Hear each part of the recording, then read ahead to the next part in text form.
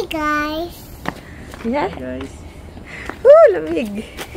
Nasa 12 degrees ngayon. No, umaga. Pero papainit naman yan.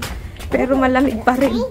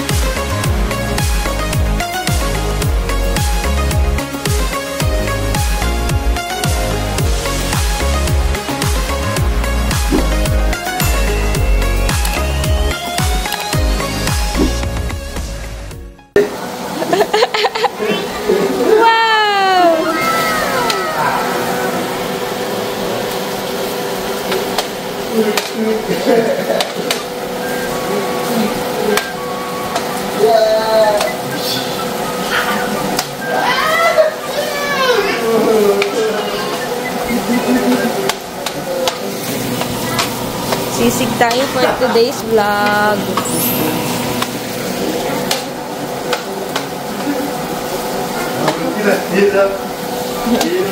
Mo si nanay at si tatay ha.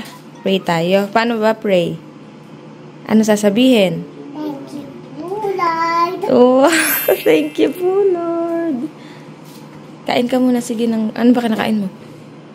Ano kinakain mo dyan? Apple? The Father, Son, Holy Spirit. Amen. Thank you po, Lord, for today. Eat! Tingnan mo ako malamig na ilulo mo. Apple muna. Apple muna. Good morning, guys. Ayan. Good morning, guys. 1 month na tayo sa Canada. Today, September 5. No? Okay, isang buwan na kami dito. Nakasando na lang si tatay. Hi, guys. Yan. Guys. Lamig. Nasa 12 degrees ngayon. No, umaga. Pero papainit naman yan. Pero malamig pa rin. Usad ka, anak. Usad ka. Say good morning. Good morning. Guys, we're on our way to CNC. Drop tayo ni tatay. Tapos, Diretso ako sa service BC. Oo, dun gaganapin yung exam. Kasi doon ako magna-knowledge test para sa pagkuha ko ng C5 driver's license. Sabi, it would take only 45 minutes. Tama ba? Tingnan natin mamaya kung talaga 45. Sige. Tsaka kung ano nangyari. Tayo pumasa ka, ha? Go. Good luck, tay. Ayan, medyo busy ngayong araw na to ang mga kabuji sa ating first month sa Canada kasi may klase ko from 11:30 to 1 p.m. Tapos break ng mahaba. Tapos 6:30 to 9:30 ulit ng gabi. Tapos si tatay naman ay na knowledge test for his C5 driver's license. May update niya tayo kung mahirap ba or kung gaano katagal. Tapos si Aya sa akin muna ngayon habang si tatay nag-exam kasi mamaya pa may klase ko. Yung exam ni tatay scheduled at 10:45 or 10:30 a.m. tayo. 10:30. So, yun. Takbo na siya agad sa CNC para kuhanin sa akin si Aya. Kung hindi naman, sasama ko muna saglit. Kahit saglit sa klase kasi behave naman si Uji natin. Ayun. Medyo busy tayo for today's vlog. Tara, Aya. Dito na kami ni Aya sa school. Dito na. Aya. Behave naman siya. Excited nga siya pumasok sa school. Tara. See you later, guys. Let's look for Tita Shaela and Tita Debbie. Tara. Tara. Let's go. Hi guys. So, nandito na tayo ngayon sa Service BC. So, dito ako naka-schedule na mag-knowledge test. Ayun. Recently naman, nag-review ako online dun sa ICBC website. So, ayun, may mga practice knowledge test naman doon na pwede nyo reviewin. So, ayun, medyo nakapag-prepare naman ako. Ayun. Sana mapasa natin ngayon para makakuha na tayo ng C5 driver's license dito. So, ayun guys, mag-exam muna ako. Mamaya na lang.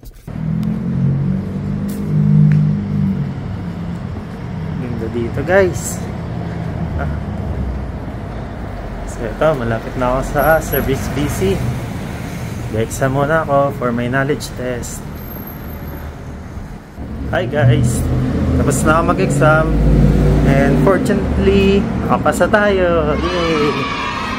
So sa ngayon pwede na ako magpabook ng road test para makakuha na talaga tayo ng C5 driver's license dito. Yan.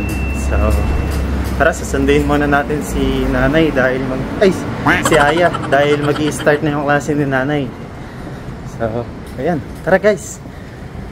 Ayan, may binigyan si Aya ng treats dun sa sa office ng Students Union. Ayan. Just enjoying the treat. Pero konti lang. Papatikin ko lang sa kanya at hindi naman pwede sa kanya yung masyadong madaing snacks pa. Tsaka nasalubong namin yung president ng CNC. She's so nice, si Cindy, and Aya gave her a hug and she's so happy. Ayun. We are waiting for tatay. Sabi niya tapos na yung niya, exam niya. Matulid niya lang kinuha. Ayun.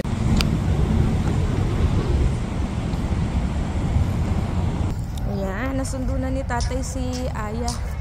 Mag-aral naman ako. Ayan, ganun din yung buhay dito. Yun lang din challenge kapag may kasama tayong anak. Pero okay lang siya yung source of strength namin. So, palitan kami ng tatay. Ayan, sige, pasok na mga kabaji.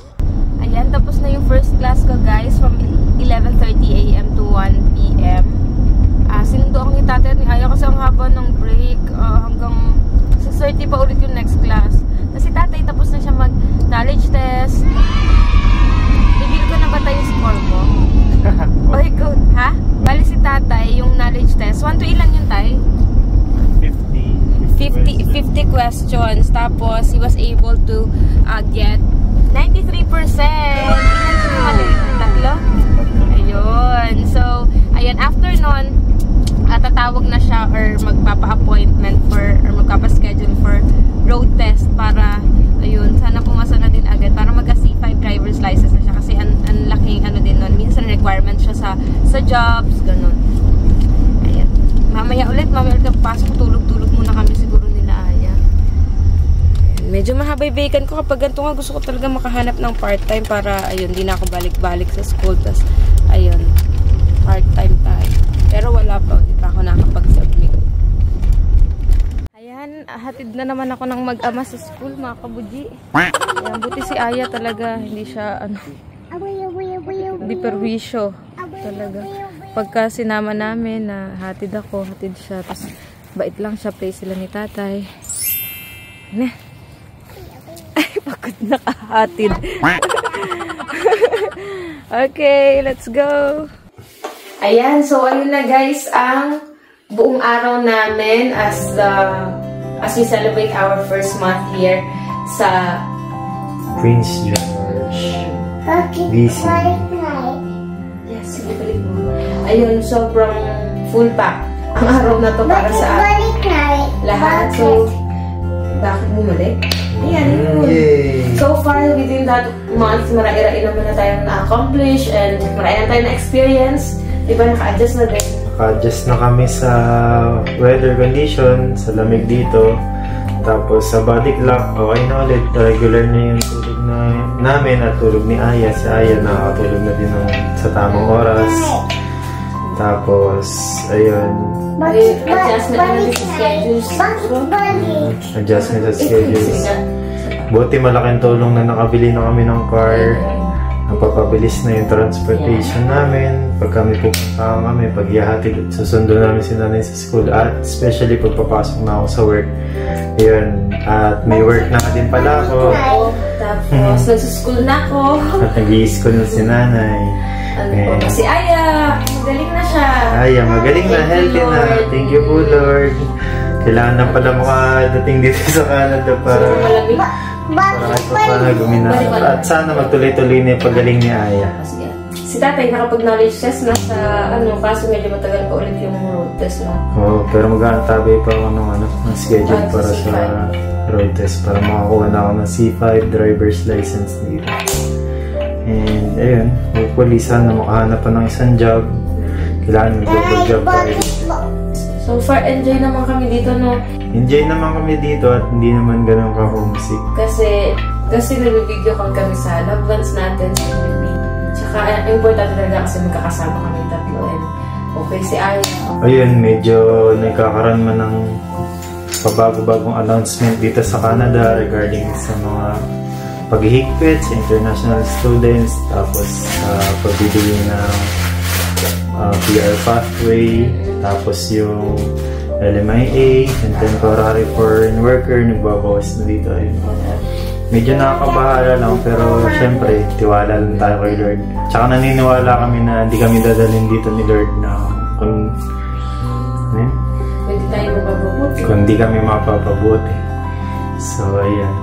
Pray lang talaga palagi and have faith. And have faith kay Lord. Lagi lang kami magpe-pray. Tapos, ayun. Maniwala lang tayo sa kung ano yung pagkakagawin niya sa atin. Ayan.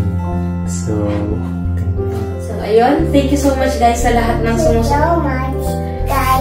Thank you so much, guys. Sa lahat ng support sa amin. Since nag-start kami mag-vlogging and especially ngayon na we are away from our home country, malaking bagay yung nakikita namin mga comments na nagsusupport and may mga advice. Salamat. Ayun.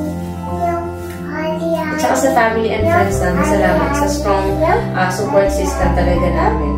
Thank you sa inyo.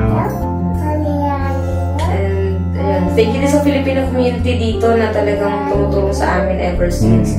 Pati sa friends namin, si Rochelle, si Mark, si Kuya Hunter, yan, si Faye, people sa church, lahat. Ayun, salamat talaga kasi ang hirap syempre dahil nasa ibang bansa tayo. Ang importante talaga yung may mga maalalay sa atin since bago tayo, and hopefully in the future kami naman yung makatulong sa mga bago. Ayun. So, ayun, please continue to support our channel by liking, subscribing, and sharing our content. And ayun, sana madami pa kami maging journey dito sa Canada. So, unang buwan pa lang, sana magtuloy-tuloy ang madaming blessings. Yeah. Yay! Group hug! Yay! Group hug! Let's do group hug! Group hug! Group hug! Sarap naman! Bye-bye, guys! Say bye! Thank you! Thank you. God bless! God bless. Bye-bye! Bye-bye.